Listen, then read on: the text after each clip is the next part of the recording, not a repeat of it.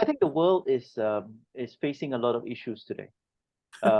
If we talk about the issues out there, especially in this period of time, we are going into I should say we are already right into the post-COVID period.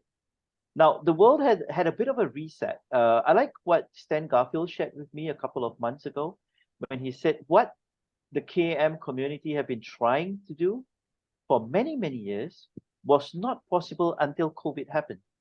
And that was the ability for us to be globally connected, like how we are today. We are 13 hours apart, yet we are talking at the same time. You know, it doesn't matter how we can bring like-minded people or bring expertise together, regardless of geography. Right. So that is what we are today in the post-COVID environment. I think, well, slightly before COVID happened, we were already having big data coming in, and there was an influx of data. When COVID happened, everybody went into silos. There was a hunger for KM because everyone got into silos and they were not in the office anymore. They needed to reach that information. So there was more data. And today, post-COVID, we're trying to balance what we call VUCA environment, right? So we had that VUCA environment. Now we have information overload. And guess what? Now we have ChatGPT out there to solve all our issues, right? Well, to some, yes, to some, no. Right. Now, my take on ChatGPT is awesome. It's an awesome tool, you know. But remember, what we used to say, garbage in is garbage out. So Mhm. we have to be very careful when we use ChatGPT. Now, in my experience, I've used it a couple of times, and if you guys have ChatGPT, I'll ask you to ask the same question I asked my students to try. How do I make a muffin? And that's what I asked, right? How do I make a muffin? So my first answer was simple. It gave me the 7 or 8 steps. Get the flour, get this, get your cupcake container and pour it in, put it in the oven. Now, that just gives you an example. If you ask a simple question, you're going to get a simple answer.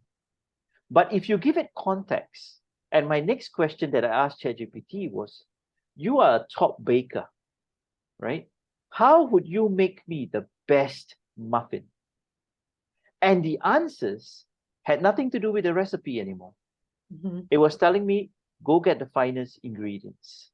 Mhm. Make sure you keep it at this temperature. Make sure you leave your flour to raise for X number of minutes, and make sure the ambient temperature has such. So Mhm. the level of details were very different, and that's the beauty of ChatGPT. How can it help me at work? Well, it can give you a frame. So if you need to know it and the boss asks you, hey, I want you to start taking minutes for a certain meeting, you can ask ChatGPT, how can I take minutes? And it'll probably tell you, oh, listen for the points, the key points, just do the blah blah blah blah blah. Now, is it gonna give you the answer? No, it's gonna give you a frame. So ChatGPT has just given us a few leaps into that learning process to do something better. Now, what about knowledge management then? Is it going to help us manage knowledge better? Well, if it's building frameworks for me or telling me the scaffolding, I think, it's we don't have to reinvent the wheel. That's what I'd like to say. You don't have to reinvent the wheel today. Everything has been reinvented somewhere, unless you've had that aha moment. Otherwise, get that framework and then customize it to you. Customize it to your organization, and that's one of the issues that I want to share when I'm talking about whether it's going to be VUCA, whether it's going to be info overload, whether it's Chat GPT. My thought is customize it, understand it, don't take it as gospel truth, but customize it to your organization's need or your assignment's needs Mhm. and and work on it that way, right? Now, the second point that I want to share is really the question of the challenges that it's another issue. It's the challenges that we have when we're trying to implement knowledge management. I think for many years, implementing has always been a problem. Uh, and the biggest one is, well, there are many people who don't understand the benefits of KM, of managing knowledge. And that may be because sometimes we as knowledge managers speak a different language. we say, you know, you need to manage your knowledge, we need to capture this, we need to capture that, and the boss is hearing, okay, I don't see money coming in. How can you tell me about, can you show me the money? And Mm. here I say, no, we got to get guys to sit down. We got to get them to share. And he's thinking, the more you sit down, the less time you're doing sales, Right. you know? So we've got to get that understanding. We've got to be able to translate what we want them to do or what knowledge management can do into the business language, into the language that they want to hear, and tell them, hey, you know what? I think I've got an idea how you can up your sales. That's it. And then you take a pause. Yeah, Uh-huh. just like I did. And you get a, okay. Yeah, well, if you're telling someone who's doing sales that he's going to be able to increase it by 0.5 or by 50%, he's Uh-huh. going to be all ears, right? Now, another problem that we always hear is, oh, we've got no time. We've got no time to do this. Now, I would like to say that if you don't have time, it's probably because you haven't understood what's in it for me. So similar to that sales example, if we are able to articulate what it can do or what KM can do for that individual, for the team, for the organization, believe me, they will make time for you when they're able to see this. Of course, then my third point would be skills. Do we know how to do it? Are we able to create that environment for them to be able to do this? So I think these 2 points are really the big issues that we have out there that we have to put a bit of thinking hat on when we are coming out with the strategy. Um, I'm unsure if you guys are familiar with the knowledge value chain, but there is a model. Gosh, I can't remember by who now, but if you Google it, KVC I'll diagram, I'll get that and we'll put it I can screenshot it and send it to you. All Okay. right. That knowledge value chain is something that I've told every KM student. You got to print this out and put it in front of your desk. Mhm. You know, I my KM strategy course is open book, so they are allowed to do it, right? And I said, if you just keep looking at it long enough, you will understand the strategy totally. Because it starts from all the KM activities that you can do, the purpose, and it goes out to the outcome, which is what we're trying to do. Your strategy must bring about an outcome. And if you are in a business setting, then the knowledge strategy must support your business strategy because Right. that's why we exist, right? So we have to do that. So from strategy, from issues, let's jump a bit to trends, Kendra, if you don't mind, Not at right? all. And Right. and I want to talk about three trends that we have out there. And my first one is technology. Now, a couple of years ago, yes, technology was a wow factor. Today, every few months, you're having something new.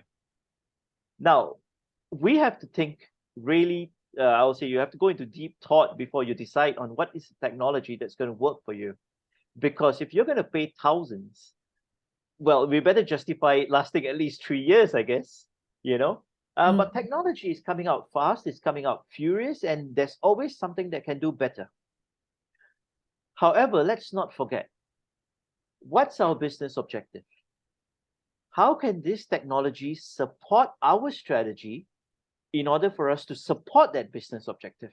So we don't have to go all fancy, you know? We don't have to, I'm not going to name any technology here or Right. I'll get into trouble. Right. But my Right. point is, you don't have to go fancy, right? You just have to see, hey, what fits me? What fits the needs of my organization? Now, there are many technology out there that are also free, and you should leverage on it. For example, I use Trello a lot, right? Right. And all of my it's a project management tool. But let me tell you how I've converted it into a KM tool. Every semester, I have students who are doing thesis with me, and I put my students onto Trello, and I tell them, all right, list everything down that you're doing on Trello. And what I'm going to do is, as every student comes in, they kind of see what the former student does, and there's a bit of, oh, can we peek? I said, of course, the whole reason is there is for you to peek, you know? But don't worry, if you copy, I'll be able to know. Yeah. The system will read it out for me. But the whole idea is if I can speed up that process of how do I start, then I think I've transferred knowledge to you. And that's what ChatGPT is doing for us anyway. right? So we have some tools like Trello that can do that for us. And for technology, we have to leverage on it. Just go out there, try it out. If it works, and better still, if it's free, why not? Right? Of course, with technology, I like to give a bit of a caveat, yeah. Please do be aware of cybersecurity and your trade secrets. The last thing you want is to be KFC and tell all of us the 40 secret herbs and spices that you have for your chicken, right? So just think KFC when you're using it, okay?